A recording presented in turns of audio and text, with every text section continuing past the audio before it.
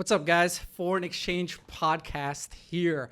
Back at it with Tamiem. I've got Aaron, and we've got two legends in front of us. We've got Maz, the world-famous Iranian-American comedian, and on the left, we have Tehran as well. So, whoa! I didn't get a world-famous anything. Whoa. Wait, cut. Famous nationally, cut. not world yet. So, man, Tehran, I felt the doorway. And the world-famous comedian Not in as Tehran. famous as Maz, but still on He's his way to known. being Tehran's known. more famous. Tehran the goat Van Ghasri. Thank you. There we They go. named the capital of Iran after him. Yeah. That That was a question we had, but we Yeah. appreciate you guys being here. Thanks so much. It used to be called Mexico, and now it's Tehran. So how the Gulf of Mexico is now Gulf of America. We're just taking all But that. don't be too offended, Tehran. Just yesterday, Sujan didn't even know who Maz was, so we had to tell him. Well, that's great. That's good to know. Thank you guys. That's been a great show. Brother, what are you doing here? I'll see you guys later. Me and Tamiem are, Sujan. You can clearly see who he Well, likes and who he doesn't like In all here. fairness, I didn't know who you were. Either. All right. It does make it fair. Yeah. But Tamiem tried to Tommy his name for me. I was, He was like talking to Maz. It was like, oh yeah, and then he was like, oh, I'm Tommy. I was like, whoa, no, my name's Tehran. Give me the real name. What's your brown name? Yeah. Give me my birth name. The Starbucks name. Give me the real name. That's the worst when we start trying to blend in with each other, trying to be white when we're together. It's like, no, man, I'm surprised he didn't drop like a T Dizzle or something. Oh, I felt that vibe. Like he was going to you want a rap battle? Like I felt and because he shook Maz's hand and then gave me a dap. He gave me well, in fairness to him, you are black. So that's what I'm saying. that's what happened. Half. Yeah, half. All right. Half black, half Persian. Yeah. Okay. And fully here. Hell yeah. No, we're so excited to have you guys, and we want to have fun. I mean, I know you guys have. No, we don't want to have fun at all. Please. We want to try to get you to be as funny as only fun. non-fun, please. We know that you guys need our help to be funny, so we're going to try to Oh, program. thank you. Yes, finally Thank somebody you. stepped up and helped. You'd be surprised how many brown people actually feel that way. That's crazy, Where they bro. want to give us Oh advice. my God, we get it all the time. People come up to us after the show.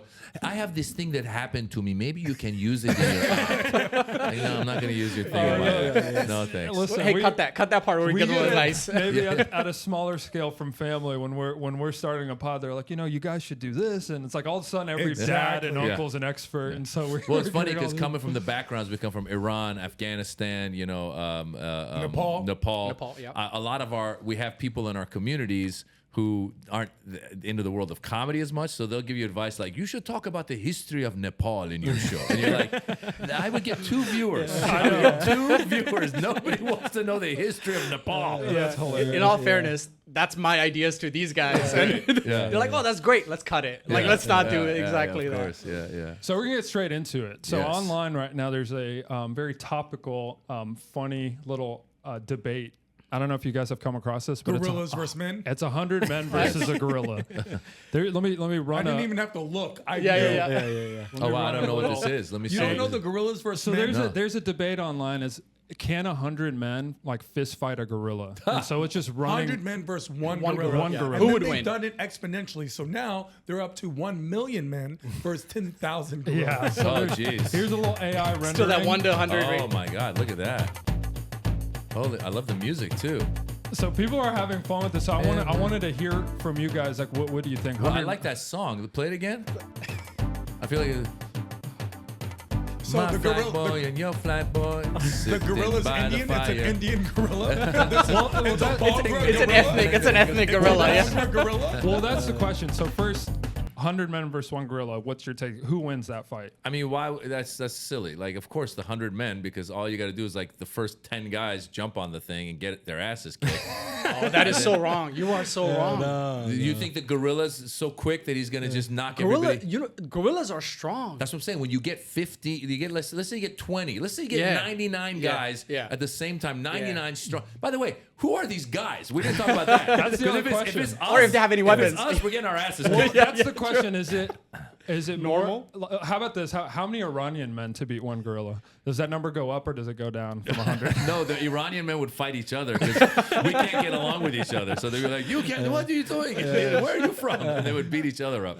That's hilarious. Yeah. So this is something that's just like wildfire spread online, and everyone is pretty like. Some people are like, one gorilla, once it rips apart the first 10 men, the other 90 are going to be just terrified. I'm going to tell you a couple of things. First of all, and I'll let Tehran get in on this as well. First of all, the fact is we are going under the pretense that all 100 men are committed. We're not going under the pretense of once we see the first guy get his ass kicked, 99 are running the other way. That's number one. Number two, I've been trying to make things go viral for 26 years, and you're telling me all I had to do was put up something stupid like this that goes men versus gorilla? No, not like a little viral. This is one clip that has like 20 million views. Yeah. There are thousands of these clips, and they all have millions and millions and millions of views. First of all, because someone's profiting off of these clips. Who comes up listen, if you're out there, where's my camera? Which one's my camera's right here. If you're out there and you're coming up with these ideas, please contact me. Let's work together. I want to invest in you. These are fantastic. All right, you're wonderful. You're fantastic, and you're very creative. And now you're rich. Yeah, no. With these things, it's like one person online has like a high thought, like, oh, I wonder if 100, and then they tweet.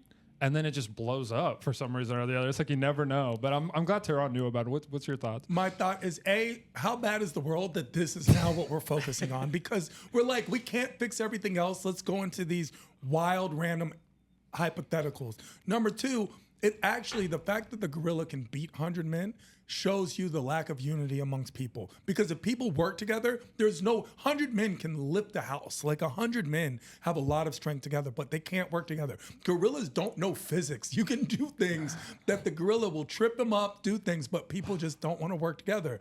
And Well that's said. That was the deep. whole thing. Right there, boom. Clip that right there. Yeah, By the way, I want to point one other thing out. Those are not men; those are robots. Those are simulations. It's all off. It's all off. Yeah.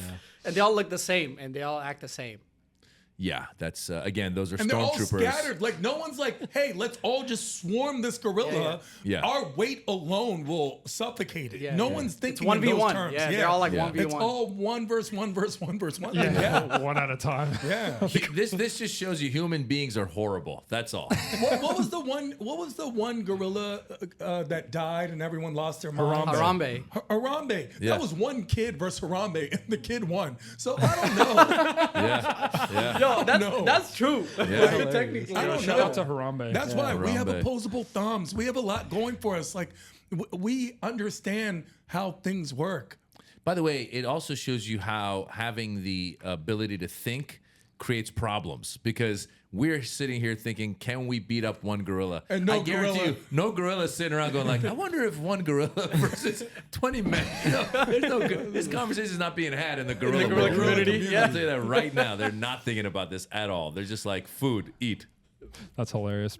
All right, now we're gonna quickly pivot. Yes. Maz, we have a clip here, and this is from your Birds and Bees stand-up What do you special think of that you shirt, have. huh? Look at that. That shirt is Miami Vice, baby. Hell But yeah. go on. Hell yeah! I want to play this little quick minute segment that you talked Sure. about the Comedy Store in Misty Shore. Mina, 23 years ago, I came to the Comedy Store. A lot of people don't know how you become a regular at the Comedy Store. The way it used to work, Mitzi Shore, who's the owner of the Comedy Store, she started the Comedy Store. She's now since passed away, but she was with us, and she started this club 50 years ago. Give it up for Mitzi Shore, first of all.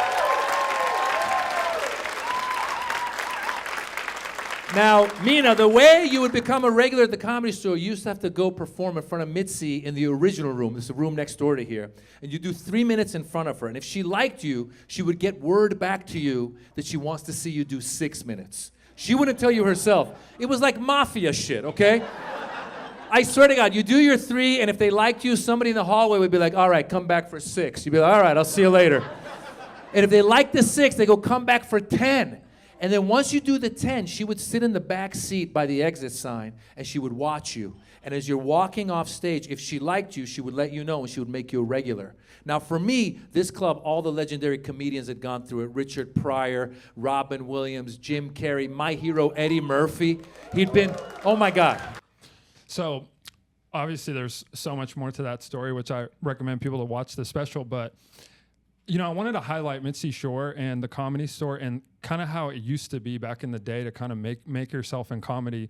Can you talk about what that was like in terms of just making it pre-internet, pre-social media versus what you guys are seeing now in terms of how to make it as a comedian? Well, listen, let me first of all tell you what's similar to what was before, and Tehran knows this as well. There's no shortcuts in comedy. in music, you might have this amazing natural voice and someone finds you and they produce it and you go. Comedy, you got to put in the time no matter what. Stand-up comedy, you have to put in the time. So we have people on social media now who have millions of followers and they go, I want to try stand-up comedy. And Tehran knows he's throwing them up at his shows. And how does it turn out usually? It's crickets. It's horrible. It's worse than crickets. They don't have that skill set. They don't know what they're doing. Because you might be able to produce a funny skit online, but going in front of an audience and talking and making them feel like you're in a conversation with them takes time. I always say, I think it was in the documentary Comedian, that was Jerry Seinfeld's documentary. I think it was Chris Rock said to him, it's like being a Jedi. You got to put in the time. So you got to get up 5 to 10 times a week for 5 to 10 years, and eventually you'll get good at stand-up comedy. And back then, there was the gatekeepers. The club owners were the gatekeepers. And so you had to audition for all these clubs. And all of us would bitch about like, oh my God, this club's not letting me in, that club's not letting me in. But that was the system. You had to go stand in line. They would have open mic night. You go stand in line for several hours. You get 3 minutes. And if they liked you, they'd say, oh, you got something, come back. And so, you still have to be passed at these clubs. So it's not like anybody can just go in and start performing. Matter of fact, there's some people that you guys would know that are big names in comedy that haven't been passed at certain clubs. And I run into people all the time like, hey, why don't you do the Comedy Store? Hey, they never pass me. And crazy. I don't know, there's just, because you got to look at it like this. These clubs have access to the best comedians in the world. Because you're in Los Angeles and New York, you're going to have Dave Chappelle, you're going to have Bill Burr, you're going to have, Ali Wong, you're going to have all these people coming through. So they don't need you. They have access to everybody. And so when you got to come at it from the attitude of like, look, I'm going to put in my time. I'm not going to take it personally. I remember early on, this other comedian told me, he goes, don't get bitter. Because when you get bitter, the only person that suffers is you. Because the people you're bitter at don't know you're bitter at them because they're not thinking about you.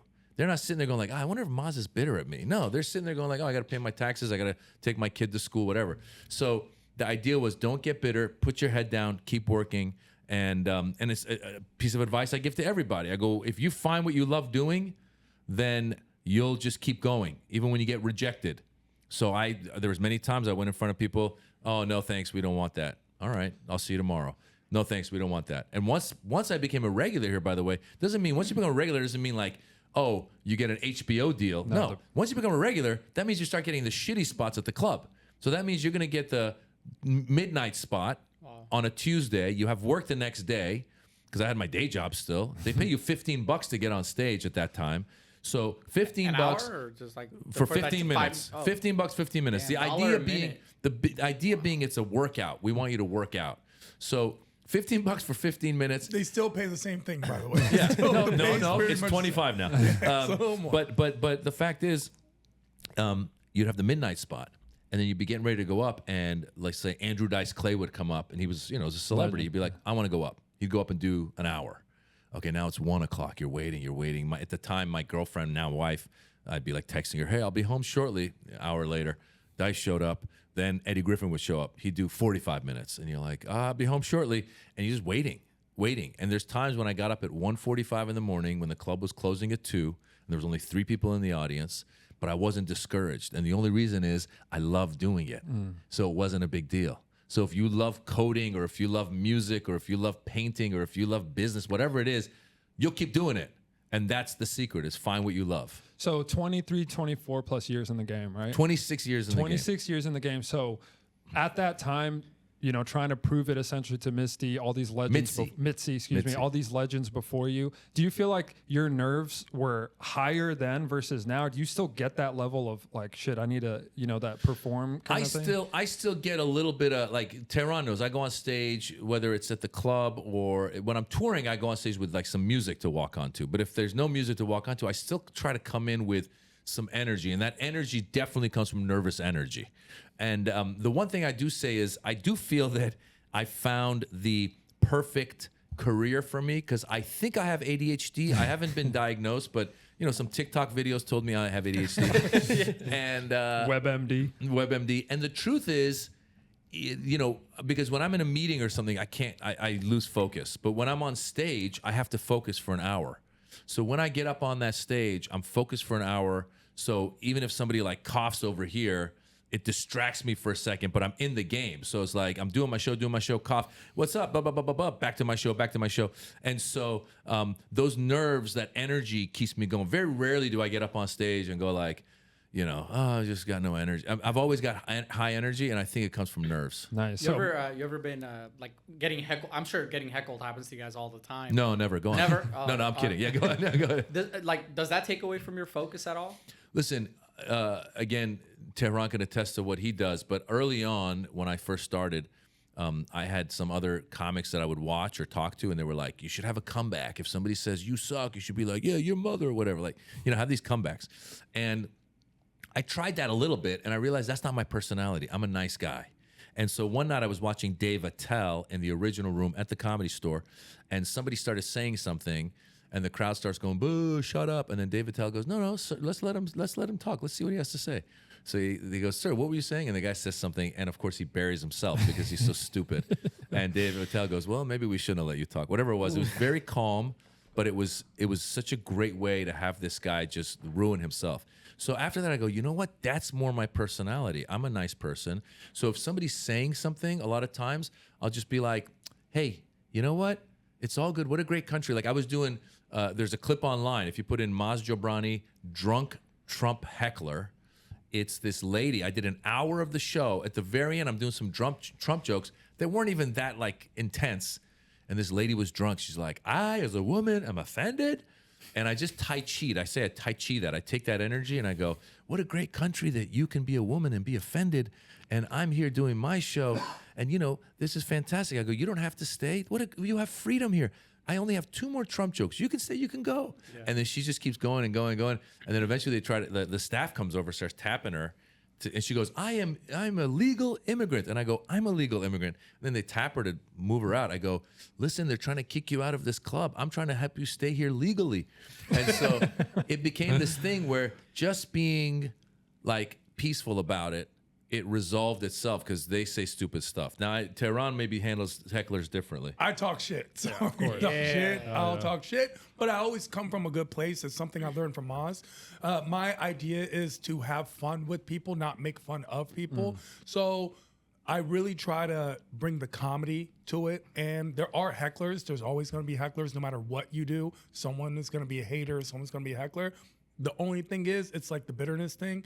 If you get bitter about it, you're only affecting yourself. Totally. So have fun with it. It's enjoyable. Has heckling or getting used to heckling helped outside of the stage to getting used to that sort of conflict? Always in the grocery stores. I'm looking around. I'm like, go ahead, give me it. No. No, in all honesty, the truth is we're fortunate enough that when we tour, most of the shows are our fans. Now, once in a while, somebody walks in off the street, or once in a while you have a fan that's drunk, or once in a while you have a fan that gets offended at something. So that happens sometimes. And again, I've always been a conflict resolver. Like I've always been a diplomat. Even as a kid, when there was fights in school, I would try and jump in the middle and break it up. Yeah. So I'm not the type to really escalate. A couple times in my life, things have escalated, and then I've checked myself afterwards. I'm like, why did I do that?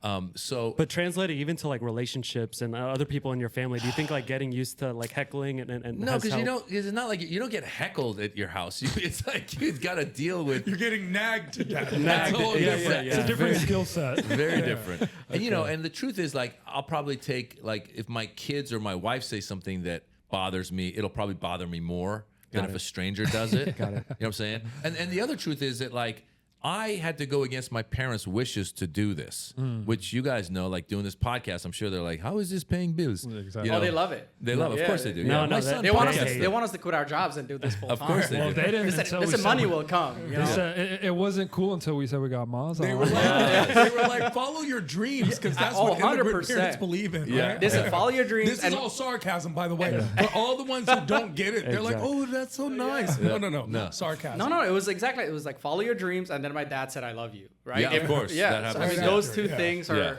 Yeah. So having overcome that obstacle of my parents, it's like I can handle.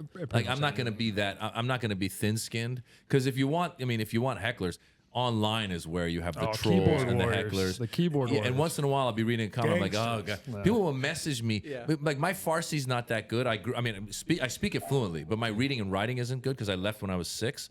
So what I do now is people will write me on Instagram in Farsi, and I will use that as an exercise to practice my reading. And I would say like 50% of the time, I start reading it and I'm like, oh, this guy doesn't like me.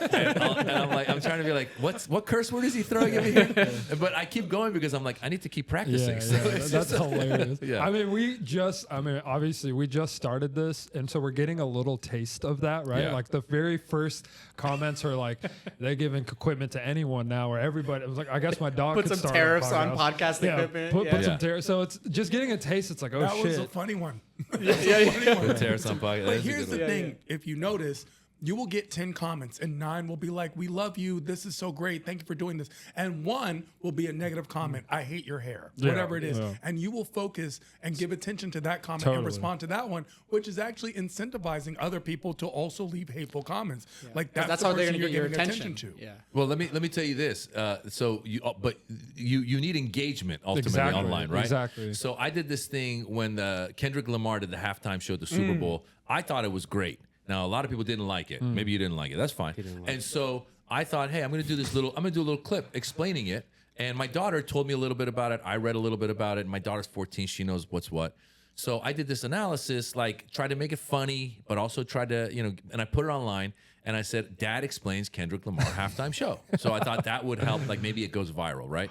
So I put it on Instagram, a couple 100,000 views. Put it on TikTok and YouTube, tens of thousands of views. And usually when I put it on Instagram, I click the button so it goes on Facebook as well. Now we all know Facebook has an older demographic. Yes. So usually my videos, if it gets a couple 100,000 views on Instagram, it's going to get like 20,000 views on Facebook. Somehow this video, since it's an older demographic, I think they hated my take on it. It got 12 million views. I made $1,200 just from that one video. way. And I go, oh my God, it's not about being funny or being good. It's about controversy. It's about going Exactly. online and being like, these people suck. And then like, let them argue and don't care about it. So And you're talking about nuns. These people suck. Yeah. It's like a group of nuns who are no, helping that'll go viral. the poor. Yeah. So our very first clip that went locally viral, and this got like maybe 500,000-600,000 views, but all here in DFW, was just an observation that Tamiem made where he was like, Farmtown Salina, because we grew up here in North Dallas, right? And Salina, which is north, kind of used to be the sticks, but is becoming a popular place to live. He's like, I just spoke to faculty at the high school in Salina, and they said in the next 3 to 4 years it'll be 60% Indian.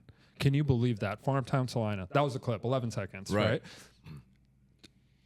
Took off, like absolutely went Because off the Indians saw it. online. Not even, right? No, the white people saw it. complained Exactly. about the fact They that said they're everywhere The but the comments were- deodorant aisle. They're this, they're that. my the hate. The hate. Yo, there And were we some funny comments. There were though. some There funny were comments some that we were really laughing funny at, comments. but it just showed us it's like we just made this like observation, not even thinking like this would be the clip that hits and goes well. Yeah. And clearly it resonated, and clearly all the stuff where you're either on one side or the other, that's where the views and the numbers are going to be, which is it's a toxic game to play. And it's also like it's that's why again you can't put too much weight on any of it, and that's where also it's you guys know like the title is very important. Yeah. The title, like whatever Indians taking over or Yeah, whatever it is, totally. Which we didn't do that, but we maybe should have. Yeah. We have another one that's more playful that we had that kind of went off is like top 5 worst exits on the highways. Oh, yeah, so yeah. that's like everyone can like resonate. Oh Sure. shit, that exit. No, you've got this one, and this Yeah, one yeah, sucks. And yeah. so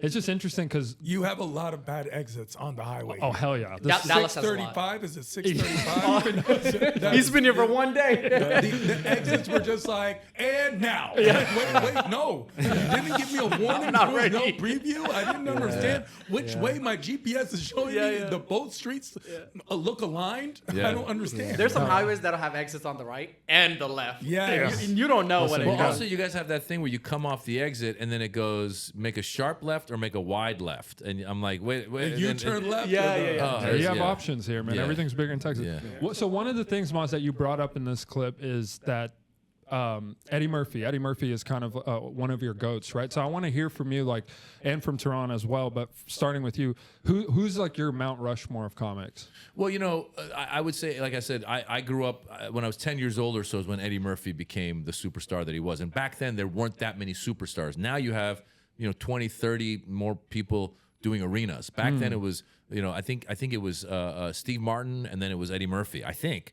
I don't know if anybody else came in between in terms of doing these big shows and big arenas. And he was a superstar, and he was in the funniest movies. I still remember watching the movie 48 Hours, and the first scene where Nick Nolte goes to San Quentin prison to get him, and he's sitting there in his cell singing the Police's song Roxanne, and he's going Roxanne, and he's doing Roxanne. And I just remember seeing it, and I was so excited as a kid. I just like fell out of my seat laughing. So he was my favorite, and that's kind of what was inspiring me to go. And then, of course, once you get into it, you start following other people. So as a comedian from my background, I go, oh, Richard Pryor talks about social and political issues. Okay, that's great. I'm going to listen to all his stuff. George Carlin doing the same.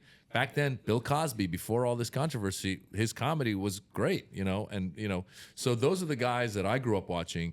And now when you come into this world, this modern world, you got your Dave Chappelle's, you got your Bill Burr's, you got one of the guys who nobody talks about when it comes to the greatest. I love J.B. Smoove. I don't know if you've seen J.B. Smoove do stand-up comedy. His act-outs are the funniest things I've ever seen in my entire life. Well, I mean, I love him on Curb, so it's he's great on Curb, but watch his stand-up. It's crazy. So there's a lot, and there's a lot of funny people. I'm always sitting, watching.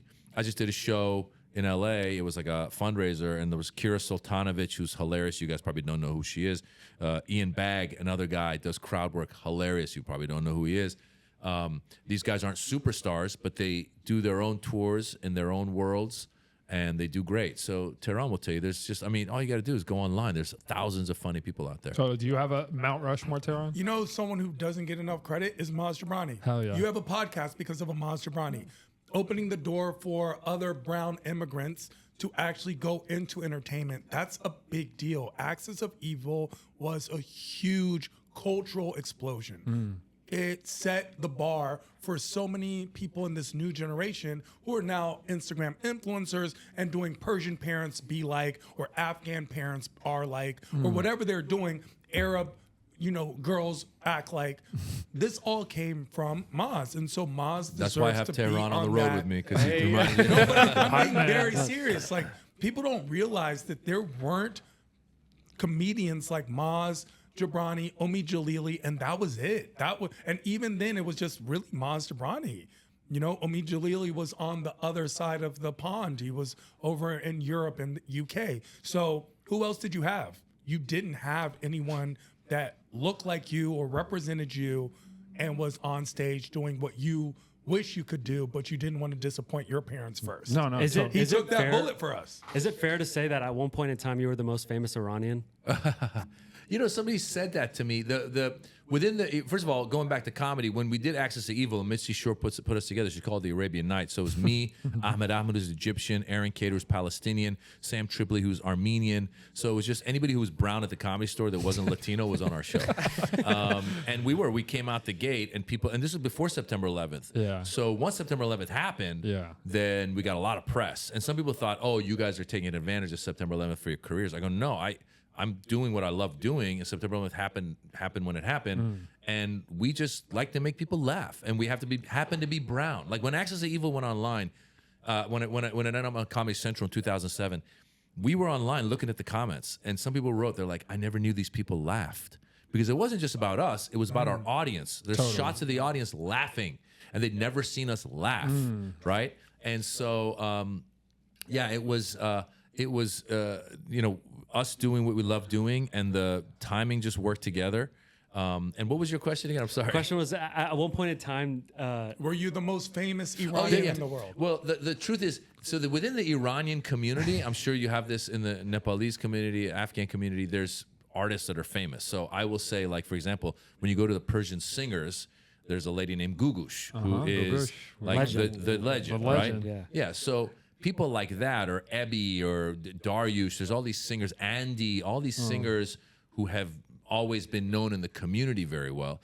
I would say maybe in the Western world, I would have been maybe one of the more better known, because I came up in the Western world. My art, my comedy was for, English speakers.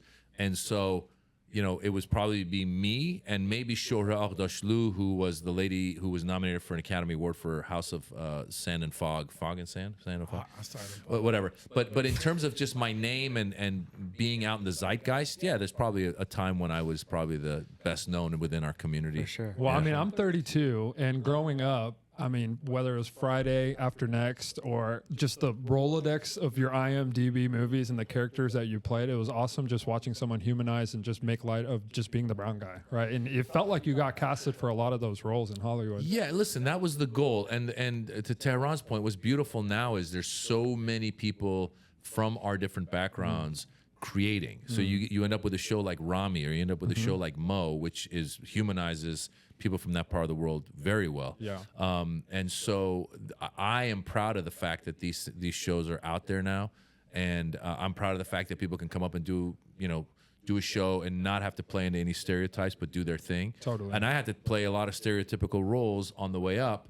But that's where comedy allows you to get up and just do you. Comedy is so much easier to do than producing a film or TV show, because if you're doing a film or TV show, you need money, you need people to approve it, and it takes a lot more effort. But if I want to do stand-up comedy, I just go on stage and talk about whatever I want.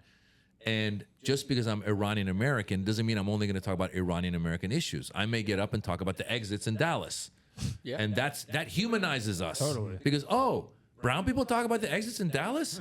Okay, we can agree on something. Totally. Oh, you're Democrat and Republican, but we agree that the exits suck. Great, we're getting along. So I think a big part of what we do in Tehran knows, like, our shows have a diverse crowd, and a big part of it is to try and make everybody kind of come together, laugh together, and kind of, that's what Mitzi Shore had said. When she put us together, she said, I think there's going to be a need for a positive voice for Middle Easterners and Muslims in the near future. And this was before September 11th. And I think our comedy helps people, again, helps humanize us. Totally. And we have that motto here that we try to attack everything with just humor, because it's like there's some serious things happening. I want to actually show something here. I don't know how familiar you guys are with Epic City or the Epic community in East Plano Islamic Center. Is that something that you have any idea of? I think you guys sent a clip or something, and I just took a quick look at it. I don't know what's going on. So I'm going to play this. This is Governor Greg Abbott, our governor here in Texas, speaking to Laura Ingraham on Fox News about... Two of my favorite people. Yeah, about this community here that's opening. So I'm going to play this quick minute clip for you guys. Well, in part by that statement, but also in part by information that we've gathered, there appear to be multiple violations that have taken place here. One is information has been provided to investors that appears to be misleading. Another is they appear to be in violation of fair housing laws. Also, we found that, they talk about doing all this building, but they don't have any building permits to actually do any building, and they have challenges even getting those building permits. Believe this or not, we've even received information that they may have been conducting a funeral home without legal authority. Bottom line, Laura, is that there so many questions arose, especially information that we received, that led us to need to call the elite Texas Rangers to conduct a criminal investigation to find out if criminal laws in Texas have been violated. Okay, so for further context, East Plano Islamic Center, where we grew up, has a big mosque and a lot of people who live by the mosque, right? And it's gotten so full that the community purchased a land in Josephine, which is just northeast of where we are now, to open a subdivision, essentially like create a mosque and build like a community behind the mosque, right? So there's some online personalities, Amy Meck in particular, conservative, people in social media who have hundreds of thousands of followers, not even from Dallas, from New York, who are showing renderings of the city, calling it a compound and Sharia law, and there's going to be honor killings, and essentially stoking this narrative, right? Abbott, quote, retweets the like fake news essentially and says there will be no Sharia law in Texas. We're going to get on top of this, and they're starting to open this criminal case on the city. The poor leadership of the community, who are this most docile, like innocent Muslims, who are like, oh God, like what did we get ourselves into, are now trying to fight back. So I guess you bring up 9/11, and my question to you, both of you guys, traveling, going to all these different parts of America, do you feel like there is still this like heat and Islamophobic stuff. Obviously, the Israel-Palestine is more kind of recent news, but like, do you feel like that has like gotten settled or a little more normalized and Muslims are more accepted, or is it still something that you guys experience when you're on the road? Well, first of all, he said that they're building buildings without permits. I was like, that's what immigrants do. That's what immigrants do. Hello? What are you talking about? Permits? We don't need permits. Bills, we get permits afterwards. That's an immigrant mentality. Good for them. Keep building. Don't listen to Abbott. Listen, unfortunately, it's a constant battle, right, to humanize. And going back to earlier when you were asking about the goats, Mitzi Shore used to tell me, she said, Richard Pryor helped the black community be more accepted by the mainstream white community because he was funny. They would come laugh and they'd be like, oh, okay. And then they were able to understand that, black people aren't just going to mug you. Right? They're lawyers and doctors and successful and they're doing their things. And so similarly to us, I always say, first of all, I think our food is one of the first gateways, because if anybody comes to have Persian food or Afghan food or Lebanese food, not sure about Nepalese food, but other, I know, it's good, right? Yeah, number one cuisine in the world. I know. Not better than Afghan, no way, not a chance. In all of Nepal. But anyone who has our food goes, oh, wow, this is delicious, right? So that's one way in. The other way in is you have a job in an office and Mike is next to you and Mike goes, where are you from? I'm Afghanistan. Oh my God, you're Taliban? No, I'm not Taliban. Or there's different. I'm ISIS. Yeah, I'm ISIS. Yeah, exactly. There's different grades of religiosity, right? So somebody goes, I've been shocked when people go, they'll come to one of my comedy shows and there's Iranians drinking and there's Arabs drinking. And they go, your people drink? And I go, yeah. They go, aren't they Muslims? I go, yeah, kind of. and they go, oh my God, these people are just regular people. And so to that point, this battle keeps going. And of course, there's enough online insanity. I mean, the fact is America is a Christian country. If anything, I'm worried about it becoming a Christian Republic of America, the same way it became the Islamic Republic of Iran, because we see they're pushing the Christian ideology more and more to the point where they've now banned abortion. And now they want to put, religion in schools and all this other stuff, where we are a country that was supposed to have separation of church and state. And by the way, what's funny is Muslims and Christians probably have more in common than not in common. They tend to be, if you're really religious, you're pretty conservative, right? And the fact that these people say there's going to be Sharia law in America is the wackiest thing in the world, because that just cannot. In a country of 330 million people, there's what, 1 million Muslims, maybe 2. Even if there were 10, this goes back to the gorilla versus the man fight. Really, it's like we're trying. Like they think that a handful of Muslims are going to somehow implement this Sharia law and beheadings, where these poor guys, like you said, they're like, we just want to build a community center where, by the way, anyone's welcome. And also, as you guys know, in Islam, the prophets that, Jesus Christ is accepted. Like, if you're really a peaceful Muslim, you're somebody who accepts the other religions. So 4.5 million Muslims in America. 4.5 million Muslims. Quick search, yeah. Still a minority, and the odds, it's just not. It's just well, crazy. I mean, it's been interesting for us because we grew up in the community, right? Born and raised here, and knowing the people and the intentions. Essentially, it's about access to the mosque and being as close as possible, so you can pray 5 times a day, and then having more space to do that, and finding undeveloped land to do it, so they can almost get out of the way of everybody else. It's like, hey, we'll go over up and to the right and build something that doesn't exist. And the kind of backlash and the fake news and all that stuff, like, just rampant, and we're just like sitting here thinking like, wow, and then seeing our own governor quote retweet and just essentially make it like more prevalent to the everyday person has been, a wild experience for us. I completely understand though the reluctance because of the separation of church and state, that there shouldn't be religious communities. Wait till you find out about Mormons, people. They took over a whole state. Yeah. Like, what do you think? They bought a state and they were like, this is us now. Nah, people are just, they love these like things that divide people, polarizing things. I don't know what they think they're doing. Clearly nothing they're doing is illegal enough to have the Texas Rangers, the elite Rangers come in. This isn't Pablo Escobar They're not like running hummus, out of the epicenter and then smuggling it into Mexico. Yeah, they think that they're developing underground tunnels. Just like the rumors are kind of hilarious. It's, these people unfortunately live in fear. These people live in a world of And paranoia. they want to, by the way. Yeah, they want to. And so that makes them go, shut it down. And yet we're supposed to be this tolerant, open community. The fact that they're saying that, as soon as someone from a different religion wants to do something, well, they're clearly here to kill us. Yeah. By the way, it shows you how bad our press has been. That's a big thing. For the past 100 the years. It's PR. like our PR needs to change. Like we need a couple more Hakeem Olajuwons. We need a couple more. We need a couple of Khaled, get out DJ there. Khaleds. We the best. Yeah, we need something. like a hot female singer that's Yeah. Muslim, and she's like, blow it up. It needs to be something. This is We talked to them. We're like, don't call it a city. First of all, we said the we should branding's got to change We were like, too. call it Epic Springs, call it Epic Valley. Bring some.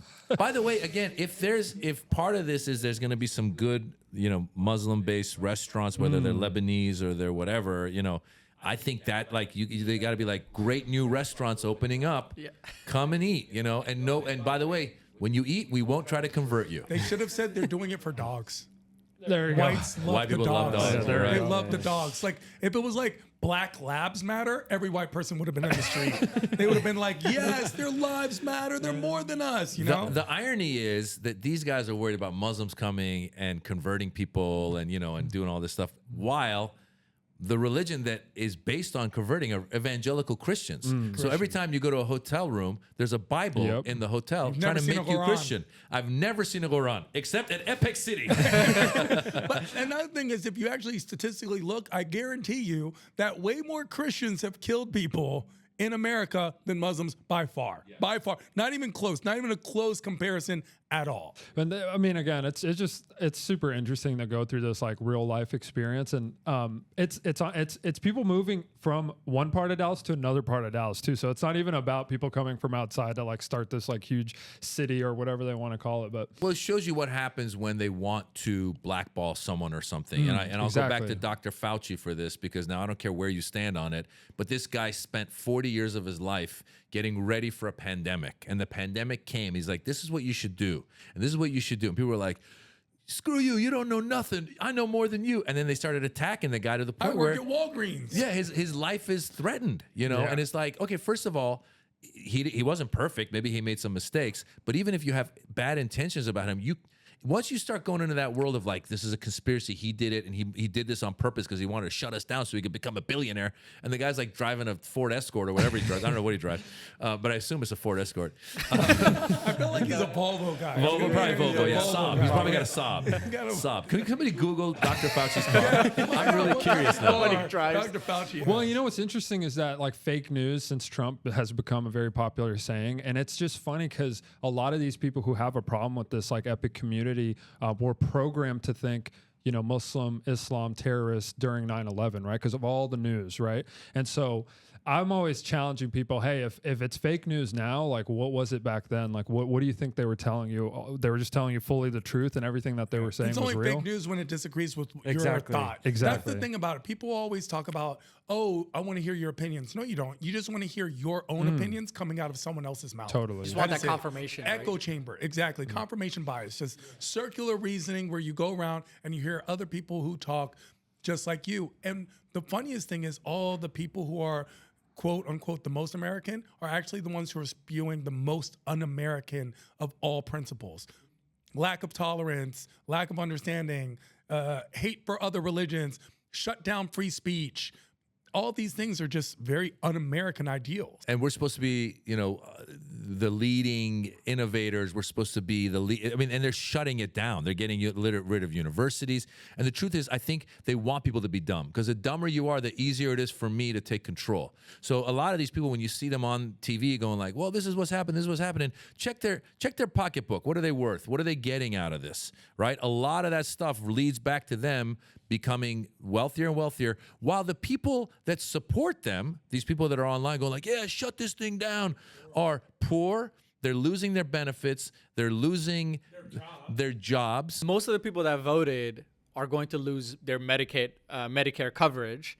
and they're still going to blame the other side for losing that coverage, even though they elected the people that took it away. And because that's what and then they use cultural wars. So they say, oh, this group is supporting LGBTQ. That group is supporting immigrants. That group is supporting Muslims. Oh, they're coming again. This fear right here makes it so the next election, it's very easy to say my Democratic opponent wanted Sharia law. I don't want Sharia. And then someone's like, I'm goddamn it, I'm gonna shoot. Vote against welfare, and yet the most likely people to use welfare are you. 65% are these people. It's not black people. I guarantee you, no one in Epic Center is going to be Epic City is going to be using welfare.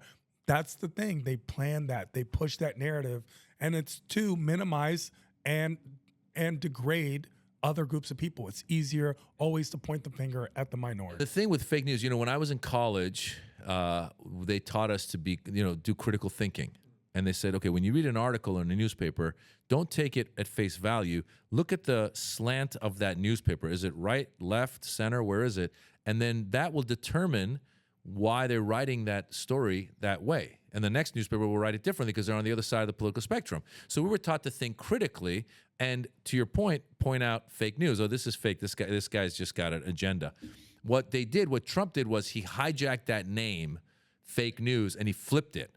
So now real news becomes fake news. So we have that moment in Trump 1 when Kellyanne Conway, who's a spokesperson, is being interviewed on a show, and the person goes, well, these are not the facts. And she goes, well, we have alternative facts. That's not a thing. Yeah. You can't have alternative facts.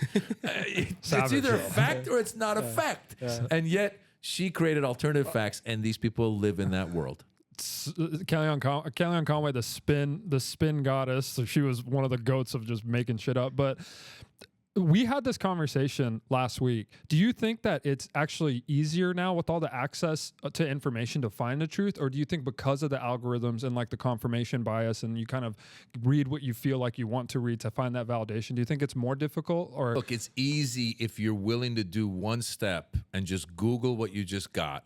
Just Google that thing and look at a few of the articles that come up and what I just said a second ago, who's writing those articles, and then make that decision. A friend of mine who's gone down the rabbit hole, he sent some link about how in England they aren't allowing them, I think, to talk about Christianity or something because it might offend the Muslim students in England. Now we know there's a lot of Pakistanis, there's a lot of Muslims in England. And I looked at that. I go, this doesn't seem. And all I did, I Googled it. I go, whatever, no Christianity taught in schools or talked about in schools in England. And it goes back to like 2006. Some far-right Christians started this rumor that some of these schools in the Muslim communities didn't want to offend their Muslim students, so they didn't want to talk about Christianity.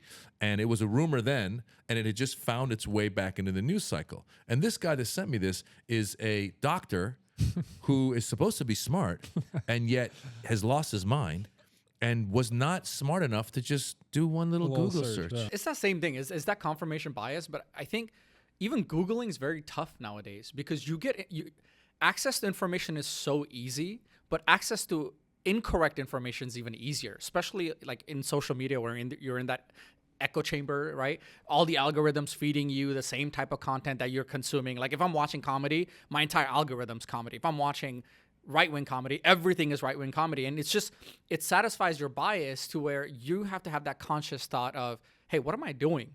And honestly speaking, that's not, most people aren't taught to think. Well, that's the truth. So I think, again, it goes back to if you're not lazy. I mean, for the simplest way of finding a news piece, put the name in of whatever it is.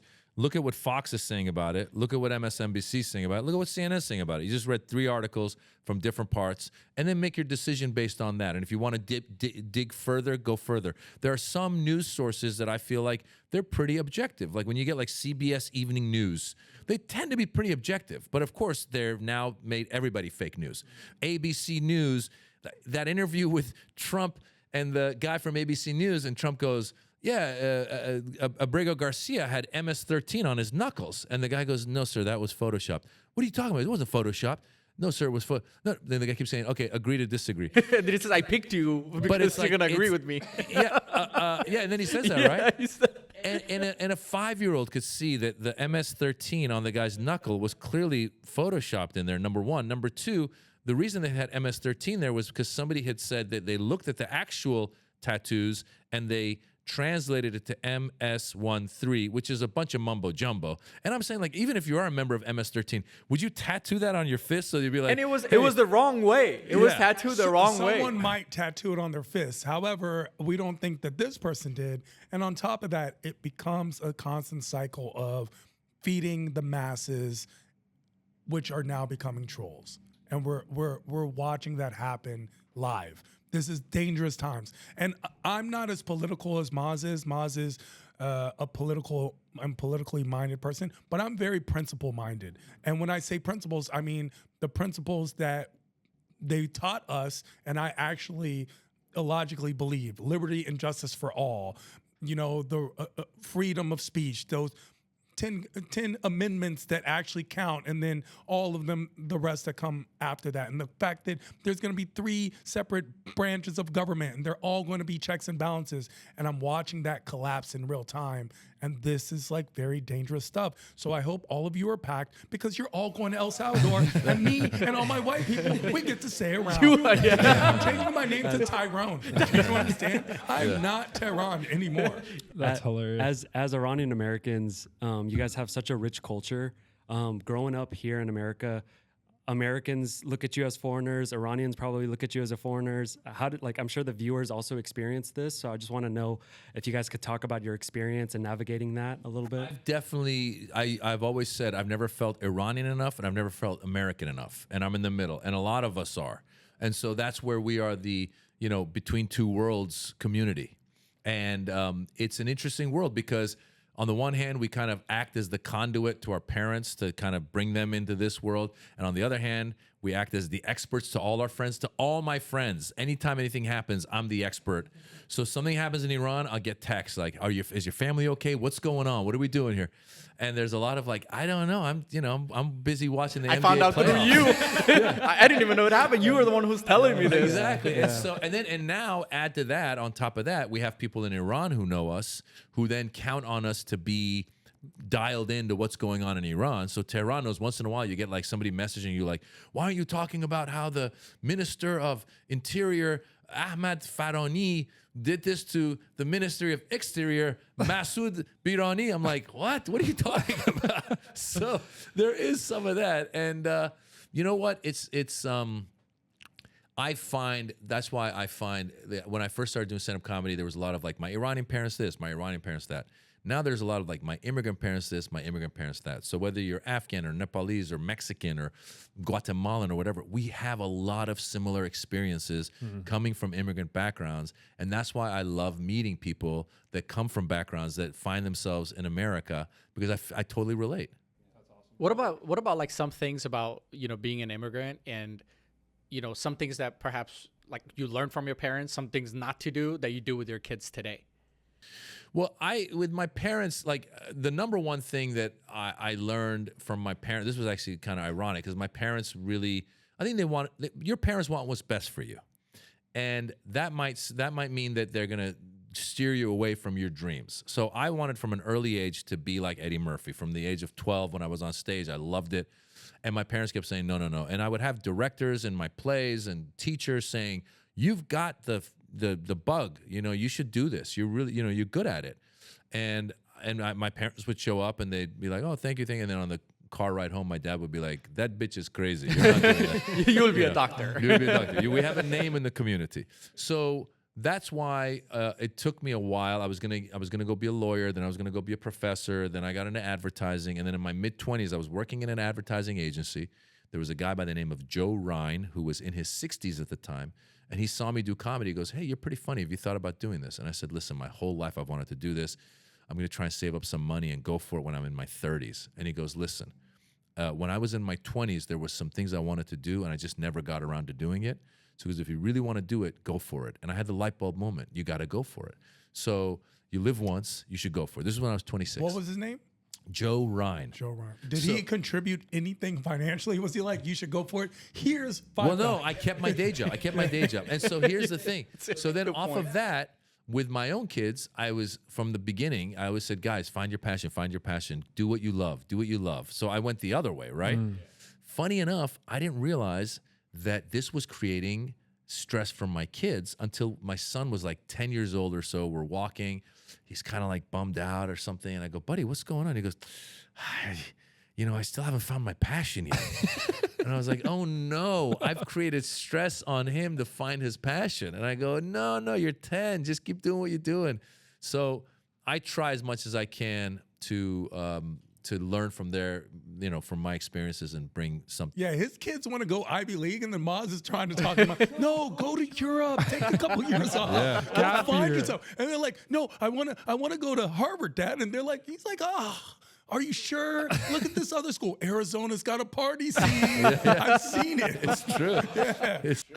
You don't want them to go through that pressure of being I just want them to realize that it's all going to be okay. Everything's going to be. I That think kid in Amsterdam. Yeah, we were in a place called Eindhoven in Holland, and I talk about on stage. I talk about this. I go. The Dutch are very progressive, and I go. I realized this when we were in Eindhoven, and there was a 14-year-old kid in the audience, and I asked him. I go, "What do you want to be when you're older?" And without missing a beat, he goes, "Happy."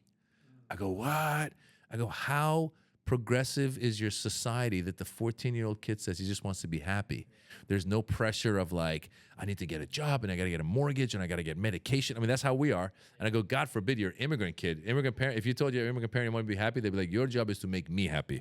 You're my retirement. We're just ants in an ant farm here. Yeah. On that note about your parents, you married a non-Iranian. Were they pissed early on about that? No, I married an Indian woman that my mom, so my father had moved back to Iran. And so he got to meet her when he came to visit, and he really liked her. And my mom was happy that she was, smart, and she was a lawyer at the time and beautiful. So my mom, funny enough, before I married her, when I was younger, when I would say I want to marry, I don't know who I'm going to marry, she would always say, you need to marry an Iranian. And I was like, why? She goes, because, they understand our language, they understand our culture. Like if we're ever at a party and I tell a joke, they're going to understand the joke. I was like, so you want me to marry a girl so she understands your jokes? and funny enough, like I said, once I married my wife, they were on board. They didn't. By then I had disappointed them in so many ways. This was actually an upgrade. You had done the right thing for them. When I think becoming a comedian really set the tone, because they didn't want this at all. So for me to go, you know what, I'm not going to listen to you guys. I'm just going to do it. Then that really was the case. So am I not on any camera right now? What do you, Why is Afghan food so much better than Iranian food? Can you explain? that I to me? always talk about that. This is 100 gorillas versus one. And we will beat you down. Okay, don't ever say that again. Okay, you can have food. It's good. Afghan food is great. It's great. But Persian food is also great. It is. Okay. If you guys have some time, there's an Iranian restaurant on Mockingbird. It's really, really good. What is it called? It's actually like the owner is Everyone the cook. talks about this Everyone guy. talks It's just about like it. one guy. It's one guy who in a does house. everything. Yeah. And you basically just walk into a went house viral. basically. Didn't someone and it just went do a viral. video Yeah. there? Yeah, people yeah. What's it called? You know what it's It's on called? Mockingbird. Samadi. Oh, maybe I have to go to Yeah. Samadi. I went to Velvet Tacos yesterday. That is delicious. Fire. Yeah. Oh my Yeah. God, we're gonna get get the, Velvet Tacos tonight. Did you get the chicken tikka? I got the chicken tikka. Yeah. They're really good. The chicken tikka as well as the buffalo chicken. It's really last night I was like, what the hell? Why did I get this earlier? No, Iranian food is really good. I'm not gonna lie. We really But appreciate Afghan your time. kebab will hit the spot. Hell bro. yeah, It's Tehran knows. It's like got just enough of the spice where it's exotic to Iranians. I feel like. Well, we really appreciate you guys coming on. I mean, it's awesome that you guys were willing to give us a chance and just chop it up with us a little bit before your show. So Thanks for having us, guys. Thanks So for you having guys, us. so you guys are on tour right now. Yeah. Maybe talk to us about that. Addison Improv, Friday tonight. We have 2 shows. I think the first shows are all sold out, but they are adding seats and trying to do. And then we even have a show on Sunday. So it's Friday night, Saturday night, Sunday night this weekend. Yeah, and then after that we head out to Madison, and we're just always on tour. So if people want to come see us, they just go to mazjobrani.com. I got all my dates listed. And Tehran's got his website. What is it? I am Tehran.com. Yeah, or they follow us on social Find media. us on social Follow media. us It's at way better. yeah. How long is the tour lasting? Forever. Ever and ever until how my it house works. is paid off. That's how it works. It's on and on. You just change the material, change the show, but keep it going and growing. Yeah. So we're gonna be at your shows on Sunday. So we'll see you there, happy man. excited Yeah. to see you guys there. We'll write some Nepalese material for you. Yeah, Are why there a not? lot Why of not? Nepalese people Sorry. left in general? Like I didn't even know Nepalese people were still around. I'm No, so no, there great. are a lot of there. I Are, mean, in Texas though. oh, there are a lot of in Irving. It's like They made the move here, Yeah, huh? yeah. It's all we got like our own Amazing. community and everything. love that. We They're might. gun- They're starting big gun Sharia people. law. Yeah, we're gonna have a Nepalese epic city going on Yeah, here yeah. shortly. Yeah. They're big gun for freedom of Second Amendment. Yeah, people in yeah, Nepal. yeah. Nepalese people are. You might not want to say They this got that right now. thing I'm on. Oh no. I'm okay to call out my people. You know, Yeah, like I don't know, Governor. you might read a haven't- news article about Nepalese people Yeah. from the governor very yeah, shortly. yeah. Yeah. Shout out to y'all. Well, appreciate you guys. Thanks, guys. Thank you so much for Appreciate it. having us.